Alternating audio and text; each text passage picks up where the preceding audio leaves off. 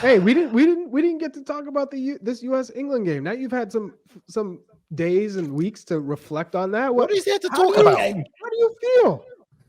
How do you guys feel? James was here talking 4-0, 5-0 demolition derby. Charlie, we've already started this Southgate for USMNT bandwagon. Oh no! Yeah, stop that! You need it. Oh, I'm sorry. He's not going to be an improvement. He's not going to be an improvement. We don't want that. I didn't say it wouldn't be an improvement, but we don't want that. Oh, what do you want? Mourinho, let's just listen quickly. What do you want? Tell us, Charlie. What do you want? I want Roberto Martinez. No. Yeah, that's what I want, mate. Would you take him as technical director and coach, or just the coach this time? Just the coach. Because football intelligence has to improve to a way another level, like the Dutch kind of taught you guys. You know that, right? Hey, all I say is we have Roberto Martinez. Then we have the ability, we have the players and the athleticism, but we also have the tactical understanding of how to be tactical, very tactically good with Belgium's golden generation, was he? Well, he had his chance in 2018. It wasn't this one. This one was they were doomed from the beginning. Jesus Christ. Need a striker more than a manager. I think Gregg Berhalter is fine. So get someone to kick the ball in the net. So we've got USMNT going Wigan in 2026 on home soil. Yeah. Who is the Charlie? Who's this? We've gone off piste here, but I'm going to allow it. Who is the striker by 2026 that could? Is it Balogun? I mean, certainly got to be Balogun, Charlie. If you're not watching him already, get your eyes on him in Ligue 1. He is doing great things with Reims. Yeah, I would love that because there's no one that is catching the eye. There's not a talent in the pipeline to say that's the guy that we got to watch. We got to watch him grow.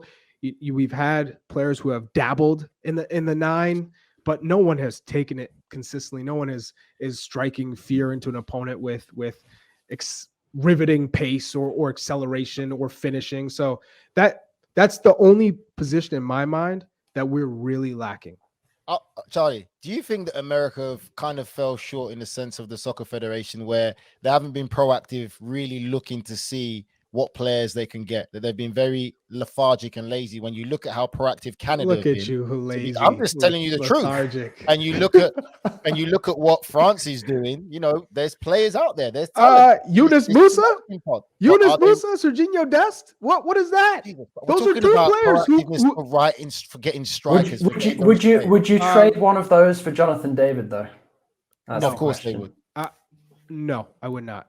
Oh my God! I would not. You act like Jonathan David is Mbappe. He's good. He's very good, but he's not a generational player. I'm not. Yunus Musa. You guys ain't going to produce a generational player either. Yunus Musa could be someone who is unbelievable in midfield. Who's going to score the goals, bro? We're still talking about scoring goals. That will come.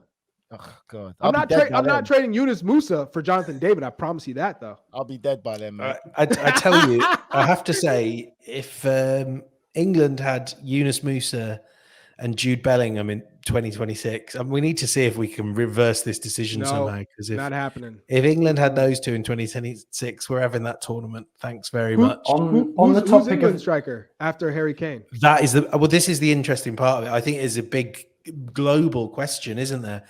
Where have all the strikers gone? Because England will produce a striker, mate. Oh, Nigel, I didn't hear a name come out of your mouth either. I don't think there is one. I'm not sure there is. But there is talent come through. Oh yeah, if Villa gave some minutes, Southampton's academy. That's if Villa gave some minutes to Cameron Archer, he might stand a chance. But actually, I do have a quick question for Charlie. Do we see Gio Reyna for USMNT in 2026? Oh damn. Don't be shy now. I'm not. I'm still here. I'm going to say yes. There's a clear, I think, a clear desire from the U.S. team to make sure that Gio Reyna addresses his attitude.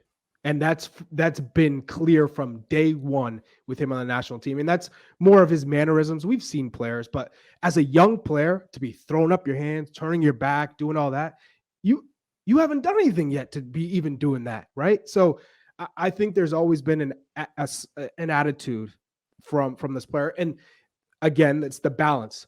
how much do you want a player to have that attitude and play with that chip on the shoulder? But at what point does it take away from his performance and as well as the trust in the locker room? So you have players saying, hey, Gio, super talented, but not worth the headache, not worth the attitude, not worth having to deal with that type of energy on the pitch. So, and then you throw in, well, Timothy Weah performed well enough to say, well, you're not going to play on the wing because we need somebody who's dynamic and can stretch the field. You don't offer that. And Christian Pulisic, you're not taking him off the pitch.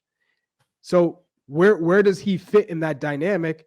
He's not good enough to start over Timothy Weah at the moment, given what the team needed from him. And he's not good enough to start over Yunus Musa or for Christian Pulisic, because that midfield is the best part of the U.S. men's national team. Musa, McKennie, Adams. You could argue McKennie wasn't healthy enough and that maybe Gio Reyna could have played there. That's fine. But ultimately, you have to, as a young player, deal with disappointment and channel it in the right way. He has not done that. So I think it's a great learning experience. I know he's a good kid. I got to meet him and play with him in a charity match well before he made his move to Dortmund. I think he's going to use this because he's clearly gifted and he'll be a mainstay within this national team in the future. I'm going to dive in there because I know Nigel's itching to. Go ahead, Nigel. Let's go. I'm not saying nothing. Go on, James, because our producer Des wants us out of here.